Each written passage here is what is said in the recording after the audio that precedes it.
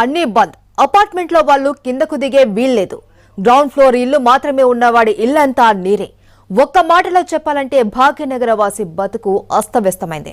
ప్రజలను ఆదుకునే విషయంలో సామాన్యుల నుంచి పోలీసుల వరకు చెయ్యి కలిపి ముందుకెళ్తుంటే అధికారులు మాత్రం నిమ్మకు నీరెత్తినట్లు వ్యవహరిస్తున్నారు. ప్రకృతి వైపరీత్యాలు సంభవించినప్పుడు అధికార యంత్రాంగం వాయువేగంతో స్పందించాలి. ఉరుకులు పరుగులు పెట్టాలి. సహాయక చర్యలు నిరంతరాయంగా కొనసాగించాలి. అయితే జీహెచ్ఎంసీ అధికారులు మాత్రం వానలకు ముందు ఆ తర్వాత చేస్తున్న చర్యలను చూస్తుంటే మాత్రం అలా కనిపించడం లేదు.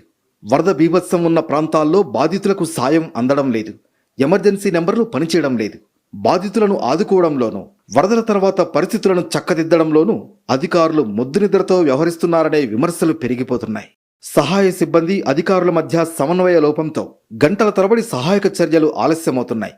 ఎన్డీఆర్ఎఫ్ బృందాలకు ఏ ప్రాంతంలో ఎలాంటి పరిస్థితులు ఉన్నాయి, తక్షణ సాయం ఎక్కడ అవసరమో చెప్పే పరిస్థితుల్లో కూడా జీహెచ్ఎంసీ అధికారులు లేరు. సాయం కావాల్సిన బాధితులు 100కు డయల్ చేస్తే పట్టించుకున్న నాదుడు లేడు. సాయమో రామచంద్ర అంటూ వందలాది మంది జీహెచ్ఎంసీని ఆశ్రయించారు. అయితే వరద విలయానికి GHMC చేతులెత్తేసింది.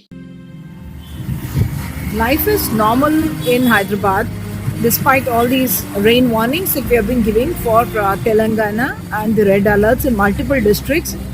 To the credit of, I don't know whether it's BRS government, Congress government, the administration, even all those areas which otherwise are waterlogged, tend to be waterlogged for a long time even after a small downpour. I have not found any waterlogged area despite going around Hyderabad city for the last 1 hour, 1.5 hours now.